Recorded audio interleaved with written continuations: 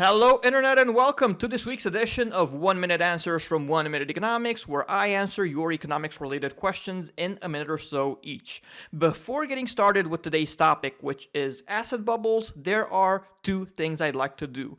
One, announce the fact that later this year I'm going to publish a book about financial calamities, including, of course, asset bubbles, and most importantly, about what people should do to protect themselves. So, in my book, you're going to find lots of historic examples, you're going to come across more than a few practical tips, and all in all, I did my best to provide the kind of balanced resource that people need to be able to protect themselves against financial calamities properly. I'm not a guru, I'm not somebody who claims he can predict the future. I'm just an economist who is able, I think and I hope, to put a balanced perspective on the table that actually helps people. So if you want to check out my book as soon as it goes live, simply head on over to 1minuteeconomics.com and subscribe to my newsletter. I don't spam people, I've sent exactly 0 emails so far in 2017, and basically you're only going to hear from me when I publish the book.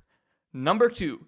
We need to also pick the topic for next week, and the topic for next week is going to be the European Union. So if you have a question about the economy of the European Union, about a specific EU member, about the future of the European Union, and so on, simply write a comment below, and I'm going to do my best to answer next week.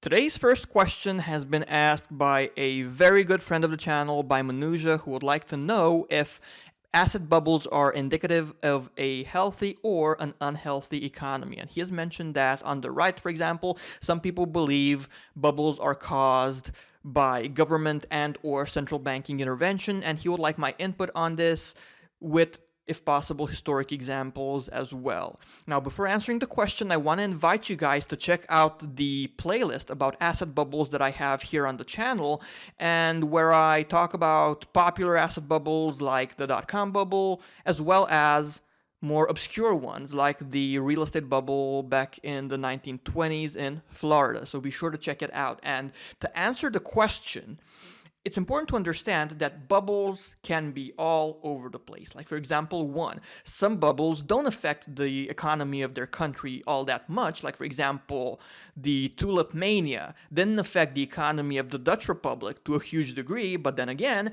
we also have examples of bubbles like the real estate one, which led us to the Great Recession, that can have catastrophic economic implications. 2. It is indeed true that bubbles can be caused by government manipulation, with the first historic example being the South Sea bubble, about which I have a video here on the channel. And the same way, central banking policies can also either cause or help cause asset bubbles. Like, for example, after the dot-com bubble, interest rates were lowered quite a bit by Greenspan, and while this helped jumpstart the economy, it also fueled the real estate bubble that led us to the Great Recession. There can be situations in which a combination of both takes place. Like, for example, the Mississippi bubble, where we had government manipulation just like with the South Sea Company bubble, but we also had a monetary component. And finally, there can be, of course, situations in which bubbles aren't caused by any of this and are simply caused by human nature, by the fact that we humans sometimes tend to invest in a, let's say, manic depressive manner. Like, for example, we had this great invention, the internet. People saw dollar bills. They decided to speculate more and more and more and more. And as we all know, this rampant speculation ended up giving birth to the dot-com bubble. So all in all, I think asset bubbles are a pretty accurate reflection of human nature. And just like humans tend to be all over the place in terms of personalities and whatnot, asset bubbles are definitely all over the place as well. And in the world of economics in general, there are few certainties. And when it comes to asset bubbles, I would say that this is even more obviously the case. Question number 2 has been asked by Cam McKenna, who wants to know how assets usually end up in bubble territory. And I think the most important term to remember is critical mass, because to have a bubble, you need lots and lots and lots of people, investors, speculators, however you want to call them. And I'm going to share perhaps the most popular graphic representation of the stages of an asset bubble. And while, of course, there are no certainties in the world of economics, and you may very well come across bubbles that behave entirely differently, I do believe that it's a good starting point and that this graphic representation speaks for itself. In that at the beginning, everything seems calm, but for one reason or another, an asset which was previously not in the spotlight starts to do well. This, of course, means that perhaps early adopters, those who were already invested, insiders, people who were enthusiastic about that industry, these people start making money. And as that happens, other investors find out, and naturally, they want a piece of the action as well. Gradually, what seems like a virtuous circle ensues, and more people hop on board. People with deeper and deeper pockets. The asset does so well that as of a certain point, it even receives media attention. And it's as of that point when things start to get crazy because the general public becomes involved, or if you will, unsophisticated investors. And this leads us to ridiculous situations such as the anecdote about Joseph Kennedy, who was shocked to find out that even his shoeshine boy was giving him advice about investing in stocks prior to the Great Depression of 1929. And as of this point, or as of a certain point, it just becomes unsustainable and the bubble collapses under its own weight due to the fact that there's simply just not enough steam left. So all in all, just as I've mentioned in my answer to the previous question, bubbles tell us quite a bit about human nature, and specifically in this case about the fact that if we smell blood, or of course, if you will, money, then we tend to invest in a completely reckless and irrational manner. That's, I guess, just a part of who we are.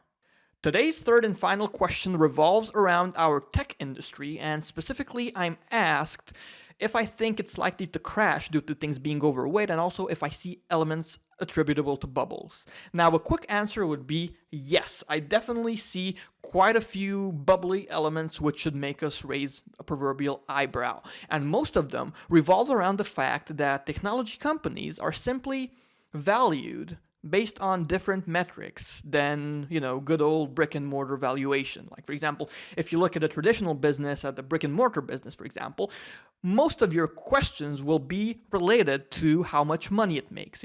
What's your revenue like?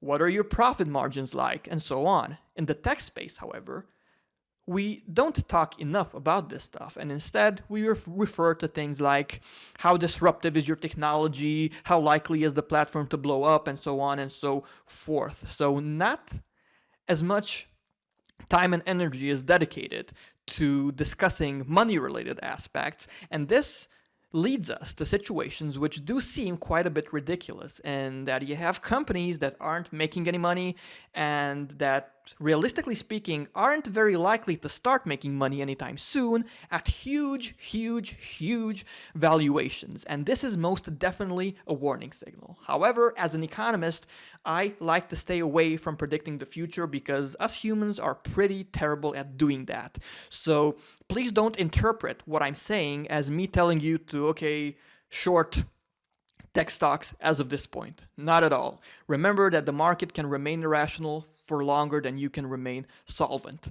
What I'm trying to say is that in an environment such as that associated with the tech space, in which everyone is, as they say, irrationally exuberant, in which people use terms like, oh my God, this is a new paradigm and stuff like that, you need to proceed with extreme caution. I'm not saying there's not money to be made. I'm not saying prices are going to collapse tomorrow. I'm simply saying that when you have blatantly obvious situations which should make you raise an eyebrow, like what we're seeing in the tech space, it makes sense to understand that prudence is the operative word.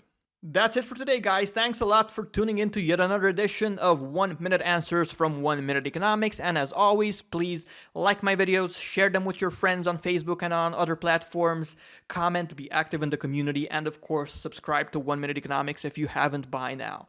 Also, those of you who want to support the channel by buying my book, by donating through PayPal, Bitcoin, Patreon, and so on, can find out more about how this can be done by heading over to 1minuteeconomics.com. Thanks a lot, guys, and have an awesome weekend.